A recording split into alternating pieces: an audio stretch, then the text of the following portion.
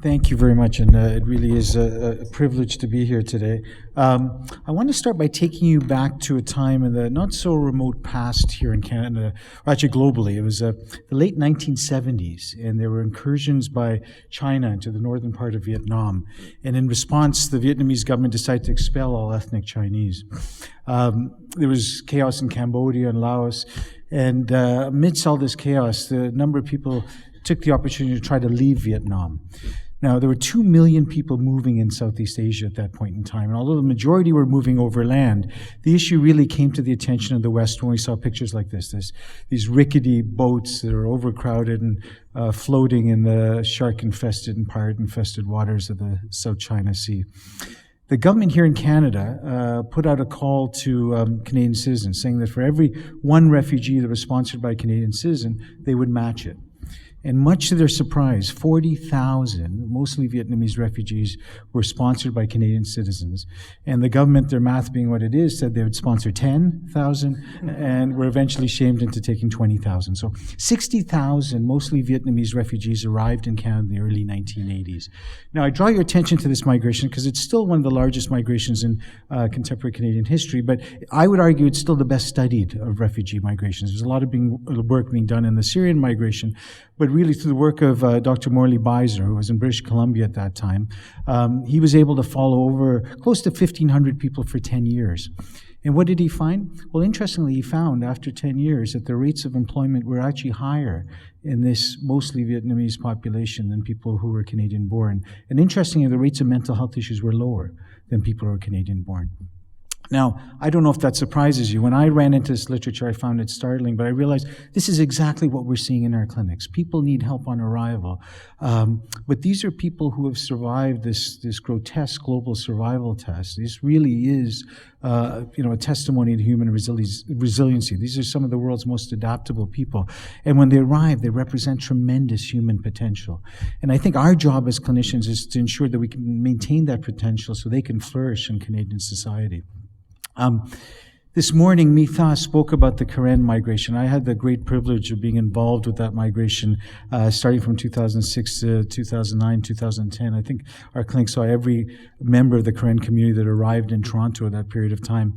And it was interesting because we were preparing for that migration. There was a complete obsession about tuberculosis. And this was partly due to some data on another group of refugees, the Hmong refugees that had arrived in the United States a few years before that.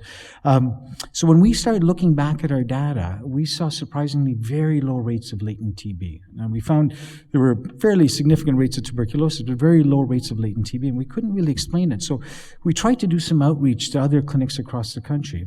And there were clinics. The clinic in Calgary was up and the clinic in BC, but we actually had no idea who was out there. And I remember that there was a colleague of mine who got on the phone, a nurse, who started blind calling clinics across the country, right? So we'd call up someone we knew in Winnipeg and said, has anyone heard of the Karen refugees and who's seeing them? And it was really through that point we were able to make connections with a couple of people out there. I want to fast forward to today, and if you take a look at this map, which Elie has actually put together and has lent to me, you can see now these specialized refugee clinics have flourished all across the country. So in almost every major urban area in Canada. Prince Edward Island now has a clinic, which isn't on that map. But in every urban area across the country, there is a specialized refugee health clinic that is originated. It certainly wasn't like that 15 or 20 years ago. Why? I take the comments that our colleague made after the last session, and they really resonate with me. It would be hyperbole to think that most refugees are being seen in these clinics. The vast majority of refugees, at least in large centers like Toronto and Montreal, we just don't have the capacity to see the majority. We're seeing a significant number, but a lot of them are being seen in walk-in clinics by physicians who speak the same language. Nevertheless, it was interesting. In my mind, there were clinics that sprouted up across the country with no knowledge of what was going on in other places, with no contact with other refugee health providers. I think many of us ended up coming to the same point, that we knew refugees weren't being served very well in the regular healthcare system. And there was real benefit of clinics where, one, you could develop local expertise, two, clinics where many of us are not on fee-for-service, where we have longer appointment times, and where we can develop the capacity to connect other colleagues in the community that can provide support to the people we're seeing. So that's where it stands now. I want to tell you a little bit about our clinic in Toronto. We've been up for about 9 years. I think we started seeing our first patients in December of 2011. Before that, certainly there were refugees that were coming. A lot of them were seen in walk-in clinics. There were some community health centers that were seeing a number of refugee patients. But there wasn't a clinic that exclusively served the needs of refugee patients. So we approached Women's College Hospital in Toronto, and they were very supportive and had put together a small clinic. And the impetus for the clinic is really recognizing, one, that refugees really do well in Canada, but we want to ensure that they remain healthy. The vast majority of people we're seeing are healthy on arrival, and we want to ensure that they maintain that.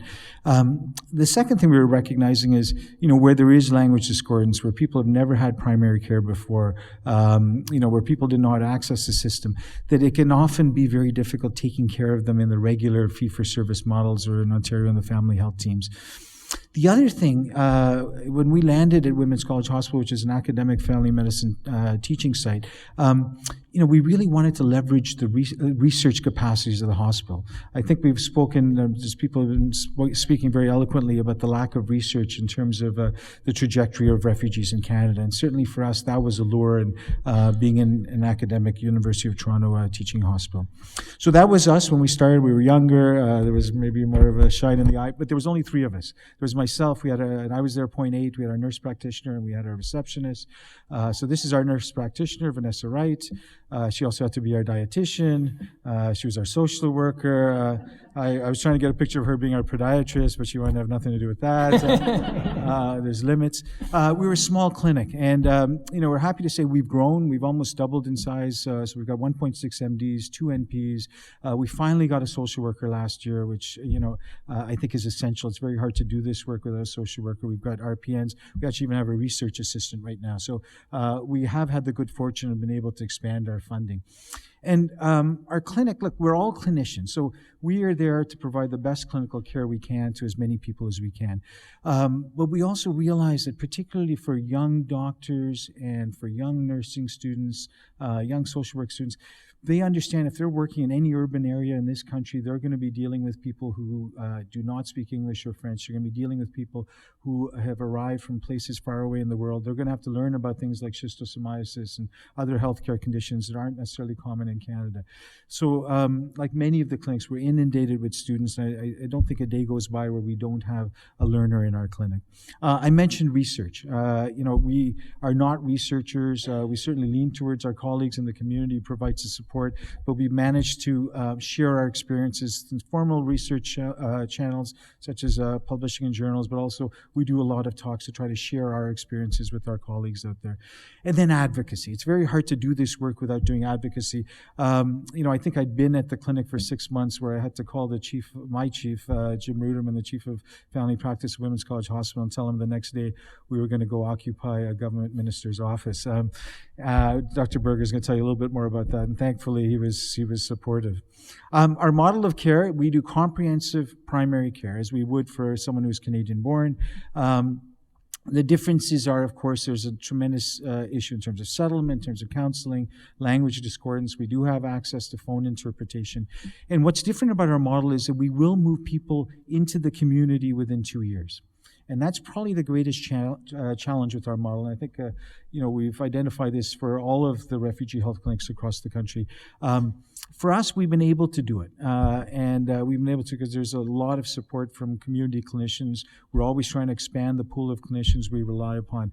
But we will make it a point of telling people when they first arrive that this is something we help with over their first couple of years.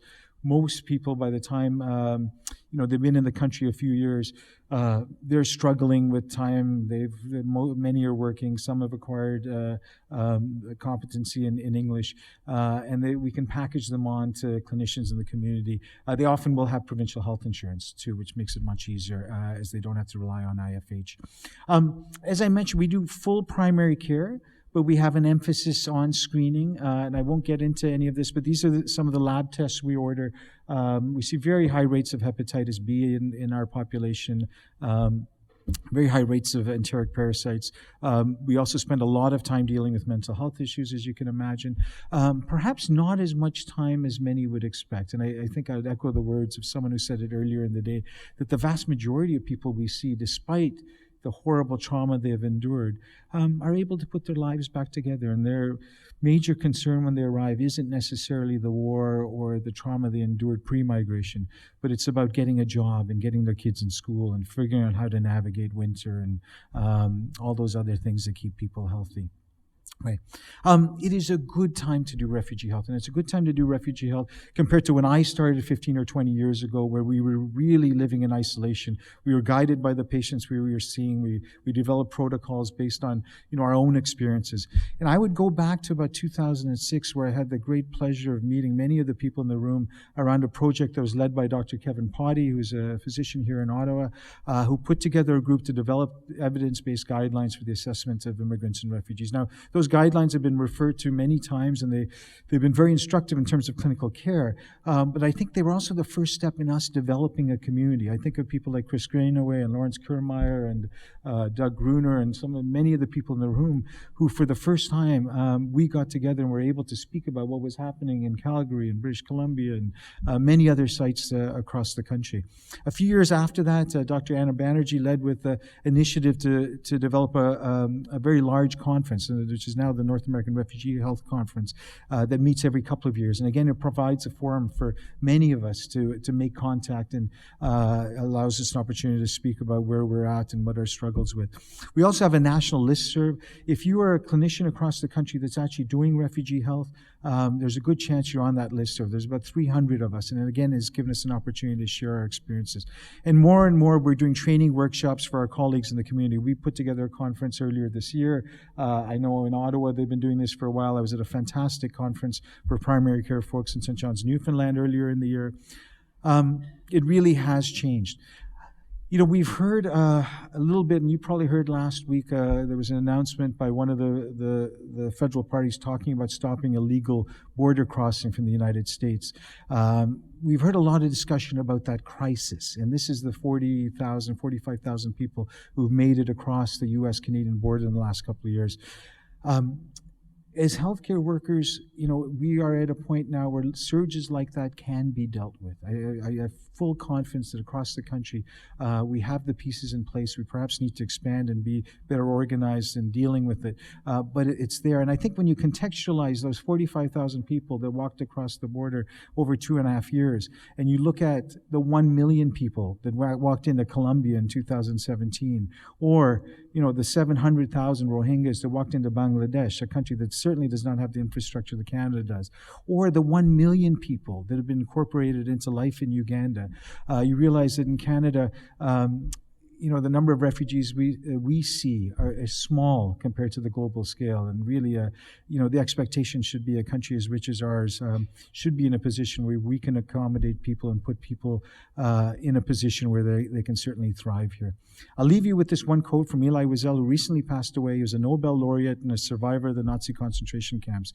Today, as yesterday, a nation is judged by its attitude towards refugees. Thank you.